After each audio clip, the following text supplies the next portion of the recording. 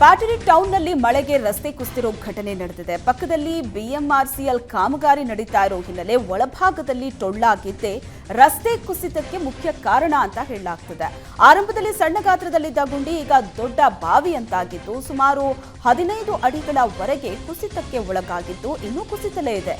BMRCL ವಿರುದ್ಧ ಜನ ಆಕ್ರೋಶವನ್ನ ವ್ಯಕ್ತಪಡಿಸ್ತಾ ಇದ್ದಾರೆ.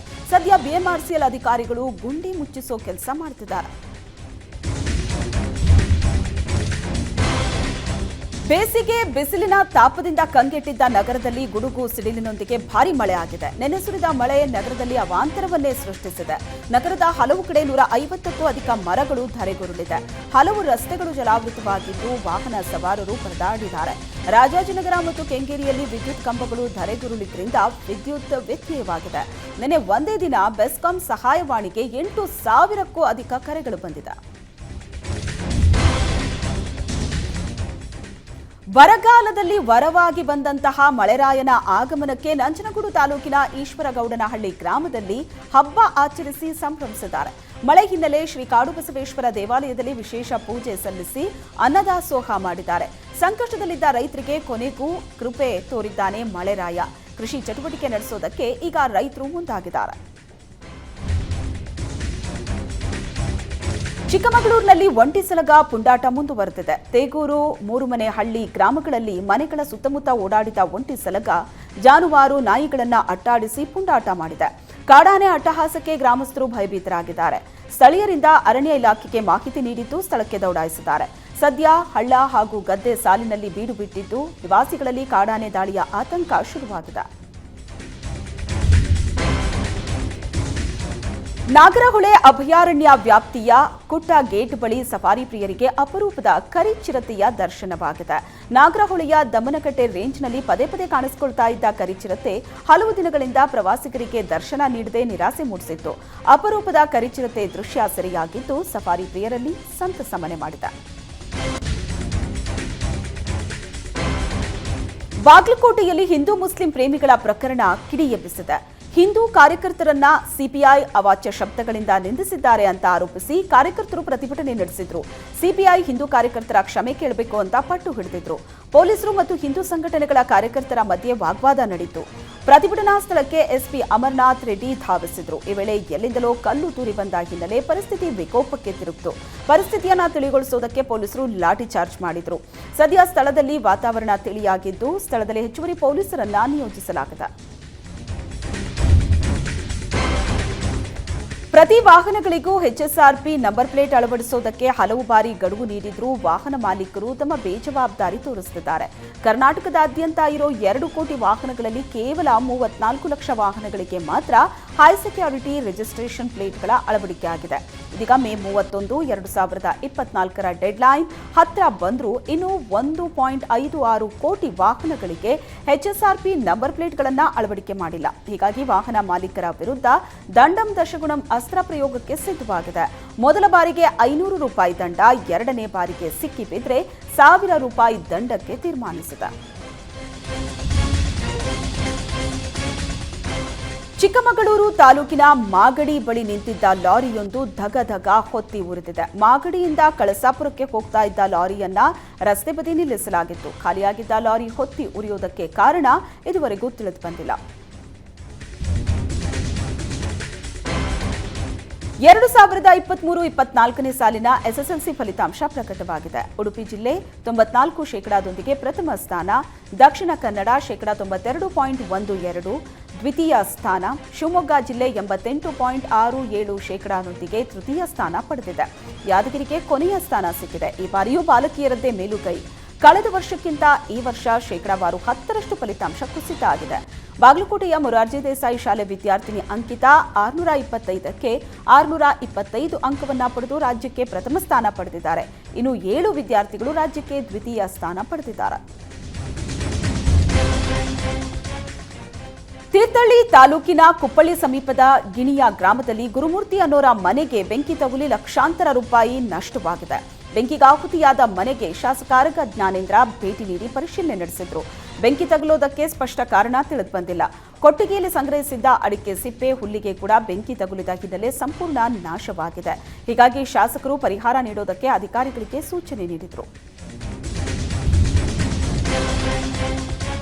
ಪ್ರಜ್ವಲ್ ರೇವಣ್ಣ ಪೆನ್ಡ್ರೈವ್ ಪ್ರಕರಣಕ್ಕೆ ಸಂಬಂಧಿಸಿದಂತೆ ವಿಡಿಯೋದಲ್ಲಿದ್ದ ಹಲವು ಸಂತ್ರಸ್ತೆಯರನ್ನ ಪತ್ತೆ ಹಚ್ಚಲಾಗಿದೆ. ಇದುವರೆಗೂ ಎಸ್ಐಟಿ ಅಧಿಕಾರಿಗಳು 6 ಮಂದಿ ಸಂತ್ರಸ್ತೆಯನ್ನ ಪತ್ತೆ ಹಚ್ಚಿದ್ದಾರೆ. 6 ಮಂದಿಯಲ್ಲಿ 4 ಜನರ ಹೇಳಿಕೆ ದಾಖಲಿಸಿಕೊಂಡಿದ್ದು, ಇನ್ನು 2 ಹೇಳಿಕೆ ನೀಡೋದಕ್ಕೆ ನಿರಾಕರಿಸಿದ್ದು, ಮಹಿಳಾ ಅಧಿಕಾರಿಗಳು ಸಂತ್ರಸ್ತೆಯರ ಮನವೊಲಿಕೆ ಮಾಡಲು ಮುಂದಾಗಿದ್ದಾರೆ. ಆದರೂ ಪಟ್ಟು ಹಿಡಿದಿರೋ ಮಹಿಳೆಯರು ವಿಡಿಯೋದಲ್ಲಿರೋದು ನಾವಲ್ಲ ಅಂತ ಹೇಳ್ತಿದ್ದಾರೆ. ಸಂತ್ರಸ್ತರ ಮನವೊಲಿಸುವಲ್ಲಿ ಎಸ್ಐಟಿ ಅಧಿಕಾರಿಗಳು ಹೈರಾಣಾಗಿದ್ದಾರೆ. ಸಂಸದ ಪ್ರಜ್ವಲ್ ರೇವಣ್ಣರದ್ದು ಎನ್ನಲಾದ ಅಶ್ಲೀಲ ವಿಡಿಯೋ ವೈರಲ್ ಪ್ರಕರಣದ ಆರೋಪ ಹೊತ್ತಿರೋ ಕಾರ್ತಿಕ್ಗೆ ಬಂಧನ ಭೀತಿ ಎದುರಾಗಿದೆ. ನಿರೀಕ್ಷಣಾ ಜಾಮೀನು ಅರ್ಜಿ ವಜಾ ಬಳಿಕ ಪ್ರಜ್ವಲ್, ಮಾಜಿ ಕಾರು ಚಾಲಕ ಕಾರ್ತಿಕ್, ಪುಟ್ಟಿ ಅಲಿಯಾಸ್ ಪುಟ್ಟರಾಜ್, ನವೀನ್ ಗೌಡ ಹಾಗೂ ಚೇತನ್ ಬಂಧನಕ್ಕೆ ಪೊಲೀಸರು ಬಲೆ ಬೀಸಿದ್ದಾರೆ. ಏಪ್ರಿಲ್ 23ರಂದು ಹಾಸನ ಸೈಬರ್ ಕ್ರೈಂ ಪೊಲೀಸ್ ಠಾಣೆಯಲ್ಲಿ ಎಡಿಟ್ ಮಾಡಿ ಸಂಸದ ಪ್ರಜ್ವಲ್ ಅಶ್ಲೀಲ ಫೋಟೋ, ವಿಡಿಯೋ ಸೃಷ್ಟಿ ಮಾಡಿ ಪೆನ್ ಡ್ರೈವ್ ಮೂಲಕ ಹಂಚಿಕೆ ಮಾಡಿರುವಂತಹ ಆರೋಪ ಇವರ ಮೇಲಿದೆ.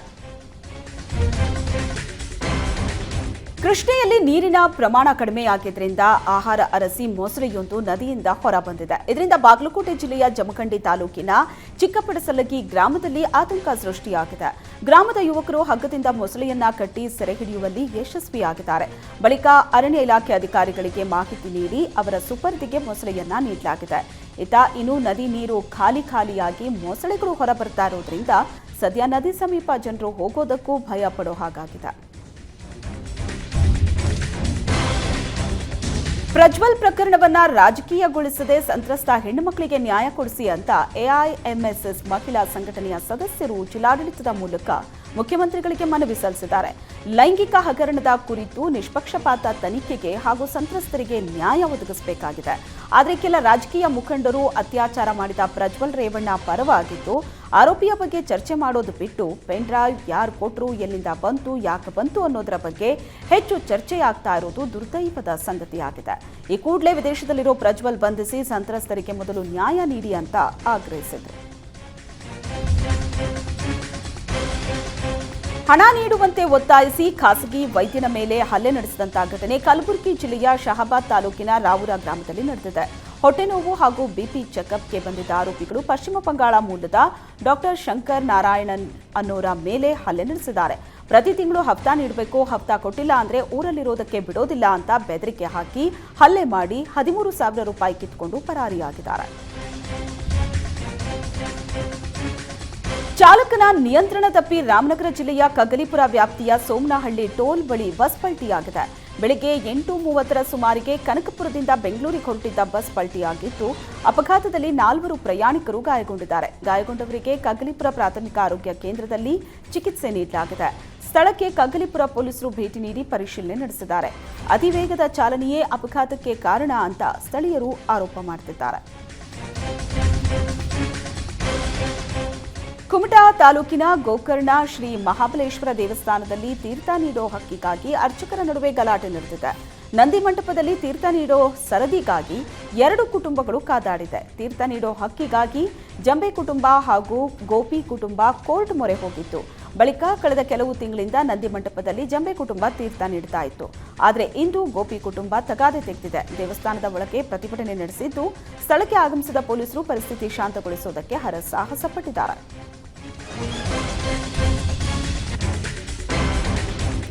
ಬೆಂಕಿಯ ಕೆನ್ನಾಲಿಗೆಗೆ ಇಡೀ ಜನರಲ್ ಸ್ಟೋರ್ ಸುಟ್ಟು ಭಸ್ಮವಾದ ಘಟನೆ ರಾಯಚೂರು ಜಿಲ್ಲೆ ಮಾನ್ವಿ ಪಟ್ಟಣದ ಪುರಸಭೆ ಬಳಿ ನಡೆದಿದೆ. ಶ್ರೀನಿವಾಸನವರಿಗೆ ಸೇರಿದ ವಾಸವಿ ಜನರಲ್ ಸ್ಟೋರ್ನಲ್ಲಿದ್ದ ಸುಮಾರು 10 ರಿಂದ 12 ಲಕ್ಷ ಮೌಲ್ಯದ ವಸ್ತುಗಳು ಸುಟ್ಟು ಭಸ್ಮ ಆಗಿದೆ. ವಿದ್ಯುತ್ ಶಾರ್ಟ್ ಸರ್ಕ್ಯೂಟ್ನಿಂದ ಬೆಂಕಿ ಅವಘಡ ಸಂಭವಿಸುವ ಶಂಕೆ ಇದ್ದು, ಅಗ್ನಿಶಾಮಕ ಸಿಬ್ಬಂದಿ ಬೆಂಕಿ ನಂದಿಸುವಲ್ಲಿ ಯಶಸ್ವಿಯಾಗಿದ್ದಾರೆ. ಯಾದಗಿರಿ ಜಿಲ್ಲೆಯಲ್ಲಿ ತಡರಾತ್ರಿ ಸುರಿದ ಬಿರುಗಾಳಿ ಸಹಿತ ಭಾರೀ ಮಳೆಗೆ ಮರಗಳು ಧರೆಗುರುಳಿದೆ. ಯಾದಗಿರಿ ಜಿಲ್ಲೆಯ ವಡಗೇರ ತಾಲೂಕಿನ ಗುರುಸಣಗಿ ನಾಯ್ಕಲ್ ಗ್ರಾಮದಲ್ಲಿ ಮರಗಳು ರಾಜ್ಯ ಹೆದ್ದಾರಿಯಲ್ಲಿ ಬಿದ್ದಿದ್ದು, ತೆರವು ಮಾಡದ ಹಿನ್ನೆಲೆ ವಾಹನ ಸವಾರರು ಪರದಾಡುವಂತಾಗಿದೆ. ಕೋಟೆನಾಡು ಚಿತ್ರದುರ್ಗದ ಜನರು ಬಿಸಿಲಿನ ಹೊಡೆತಕ್ಕೆ ತತ್ತರಿಸಿ ಹೋಗ್ತಿದ್ದಾರೆ. ಪ್ರತಿದಿನ 38 ಡಿಗ್ರಿ ಸೆಲ್ಸಿಯಸ್ನಿಂದ 40ರವರೆಗೂ ತಾಪಮಾನ ಏರ್ತಾ ಇದ್ದು ಮನೆಯಿಂದ ಹೊರಗಡೆ ಬರೋದಕ್ಕೂ ಹಿಂಜರಿತಾ ಇದ್ದಾರೆ. ಆದಷ್ಟು ಬೇಗ ವರುಣದೇವ ಕಣ್ಬಿಟ್ಟು ಜಿಲ್ಲೆಯನ್ನ ತಂಪು ಮಾಡಪ್ಪ ಅಂತ ಜನ ಪ್ರಾರ್ಥಿಸುತ್ತಿದ್ದಾರೆ. ಗದಗ ಜಿಲ್ಲೆಯ ಬೆಟಗೇರಿ ಅವಳಿ ನಗರದಲ್ಲಿ ನೀರಿಗಾಗಿ ಹಾಹಾಕಾರ ಶುರುವಾಗಿದೆ. ಜಿಲ್ಲೆಯ ಬಹುತೇಕ ಗ್ರಾಮಗಳಿಗೆ ಹಮಿಗಿ ಬ್ಯಾರೇಜ್ನಿಂದ ನೀರು ಸರಬರಾಜು ಮಾಡಲಾಗುತ್ತೆ. ಆದರೆ ಹಮಿಗಿ ಬ್ಯಾರೇಜ್ ಡೆಡ್ ಸ್ಟೋರೇಜ್ ತಲುಪಿದೆ. ಕಳೆದ 20 ದಿನಗಳಿಂದ ಕುಡಿಯೋ ನೀರು ಸರಬರಾಜಾಗ್ತಿಲ್ಲ. ಗದಗ ಬೆಟಗೇರಿ ಅವಳಿ ನಗರದ 35 ವಾರ್ಡ್ಗಳಲ್ಲಿ ಜೀವಜಲಕ್ಕಾಗಿ ಜನ ಪರದಾಡುವಂತ ಪರಿಸ್ಥಿತಿ ಇದೆ. ಮುಂಡರಗಿ ತಾಲೂಕಿನ ಹಮಿಗಿ ಬ್ಯಾರೇಜ್ ಸಾಮರ್ಥ್ಯ 3.12 ಟಿಎಂಸಿ. ಆದರೆ ಕೇವಲ 1.76 ಎಟಿಎಂ ನೀರನ್ನ ಶೇಖರಣೆ ಮಾಡ್ತಾರೆ. ಯಾಕಂದ್ರೆ ಹಮಿಗಿ ಬ್ಯಾರೇಜ್ ಹಿನ್ನೀರು ನಿಲ್ಲೋ ಸ್ಥಳದಲ್ಲಿನ ಗ್ರಾಮಗಳನ್ನ ಸ್ಥಳಾಂತರ ಮಾಡಿಲ್ಲ. ಹೀಗಾಗಿ 1.76 ಎಟಿಎಂ ನೀರು ಮಾತ್ರ ಶೇಖರಣೆ ಮಾಡ್ತಾರೆ. ಈಗಾಗಲೇ 2 ಬಾರಿ ಭದ್ರಾ ಡ್ಯಾಂನಿಂದ ನೀರು ಹರಿಸಲಾಗಿತ್ತು. ಆದರೆ ಮತ್ತೆ ಡೆಡ್ ಸ್ಟೋರೇಜ್ ಮುಟ್ಟಿದ್ದು ನೀರಿಗಾಗಿ ಪರದಾಟ ನಡೆಸೋ ಸ್ಥಿತಿ ನಿರ್ಮಾಣವಾಗಿದೆ. ಬೇಸಿಗೆ ಮುಗಿದು ಮಳೆಗಾಲ ಆರಂಭ ಆದರೂ ಕೃಷ್ಣಾನಗರಿ ಉಡುಪಿಯಲ್ಲಿ ನೀರಿನ ಅಭಾವ ಮುಂದುವರೆದಿದೆ. ಜಿಲ್ಲೆಯ ಜೀವನದಿ ಎಂದೇ ಕರೆಸಿಕೊಳ್ಳೋ ಸ್ವರ್ಣ ನದಿ ಬಹುತೇಕ ಬತ್ತಿ ಹೋಗಿದ್ದು ಹನಿ ನೀರಿಗೂ ಹಾಹಾಕಾರ ಶುರುವಾಗಿದೆ. ನೀರಿನ ಅಭಾವ ನೀಗಿಸೋದಕ್ಕೆ ಮುಂದಾಗಿರೋ ನಗರಸಭೆ 3 ದಿನಕ್ಕೊಮ್ಮೆ ನೀರು ಪೂರೈಸೋದಕ್ಕೆ ನಿರ್ಧರಿಸಿದೆ. ರೇಷನಿಂಗ್ ವ್ಯವಸ್ಥೆ ಅಡಿ 3 ವಲಯಗಳಾಗಿ ನೀರು ಪೂರೈಕೆ ಮಾಡೋದಕ್ಕೆ ತೀರ್ಮಾನಿಸಿದೆ. ಎತ್ತರದ ಪ್ರದೇಶಗಳಲ್ಲಿರುವ ಮನೆಗಳಿಗೆ ಟ್ಯಾಂಕರ್ ಮೂಲಕ ನೀರು ಪೂರೈಕೆ ಮಾಡಲು ಪ್ಲಾನ್ ಮಾಡಿದೆ.